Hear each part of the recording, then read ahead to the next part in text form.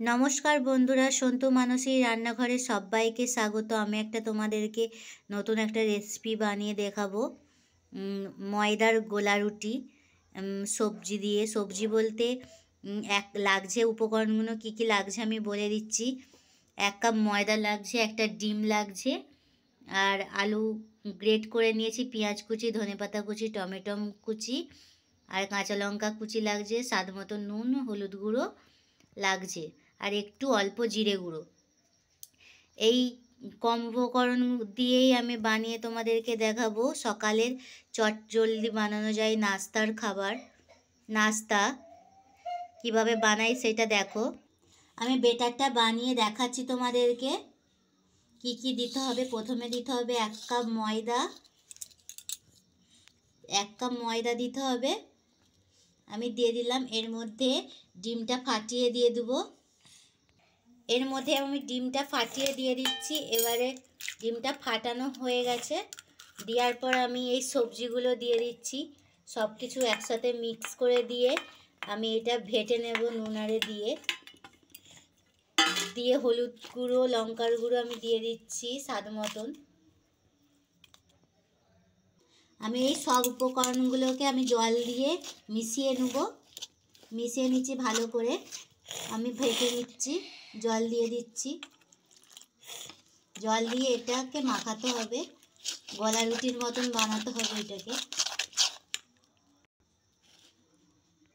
জিরে গুঁড়ো দিয়ে দিয়েছি, দিয়ে আমি এটাকে বাটারটাকে ভালো করে ভেটে নিয়েছি।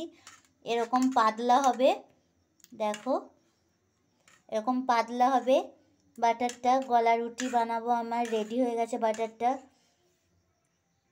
তোমাদেরকে বানিয়ে দেখাচ্ছি কিভাবে বানাতে হয়। এখানে কড়া আমার গরম হয়ে গেছে, আমি এর মধ্যে অল্প তেল দেব। তেল দিয়ে আমি এবার বাটারটার মধ্যে দিয়ে দিচ্ছি। এইভাবে এক হাতা দিয়ে দিয়েছি, দিয়ে এইভাবে চালিয়ে দিচ্ছি।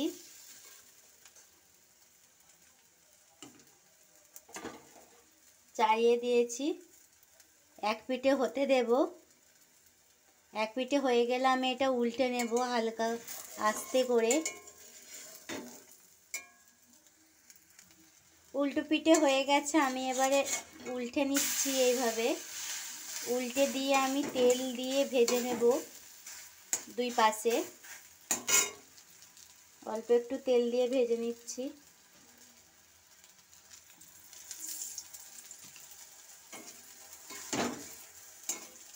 আমার ভাজা হয়ে গেছে, দেখি উল্টো পিঠে উল্টে দিচ্ছি।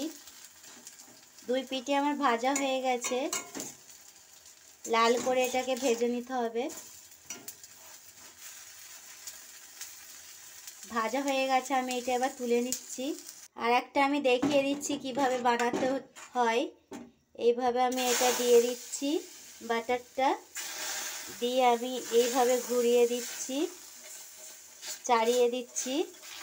এটা একটু মোটা মোটাই হবে, খুব পাতলা হলে ফেটে যাবে।